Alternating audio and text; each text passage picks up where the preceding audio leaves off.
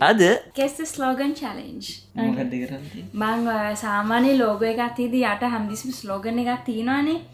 ඔයගේ guess කරන්න ඕනේ මොකක්ද කියලා. හරිද? බලමු මෙයාට visual memories තියෙනවද කියලා. බලමු. First. LG life is good. Yes. Up next. KFC finger licking good ne? Yeah, ඒක තමයි. It's finger licking It's good. finger licking good. ඉන්නකෝ. Easy boys. Okay. අහුට. Nestle එකේ තියෙනවද ස්ලෝගන් එක? Yes. Padis Nestle එකේ මොකද්ද ස්ලෝගන් එක? පොඩි hint එකක් දෙන්නම්. ඒක චුට්ටක් LG එක වගේ චුට්ටක් සමානයි. ඒක තියෙන්නේ tada good food good life. Okay මට ඒක නෝට් කරන්න. Not නේද? ඒක ඇඩ් එකක් නැද්ද? not වෙන්නේ ඉතින්. Next.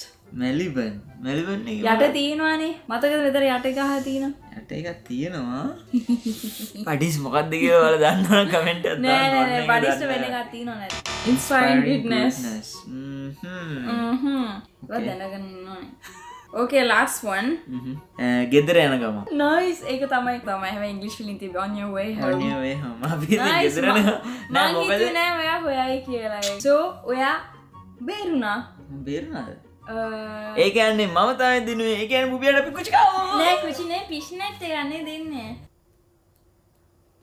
මොකක්ද අබ්බා? එනවා දෙන්න බෑ. නෑ. මෙහෙම එකක් දෙන්න නෑ බෑ. බෑ දෙන්න නෑ රිදෙන්න ඇත්තට. ඇත්තට දෙන්නේ නැද්ද?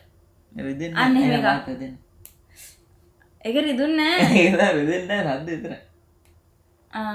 හරි. ඒක රිදුනවා.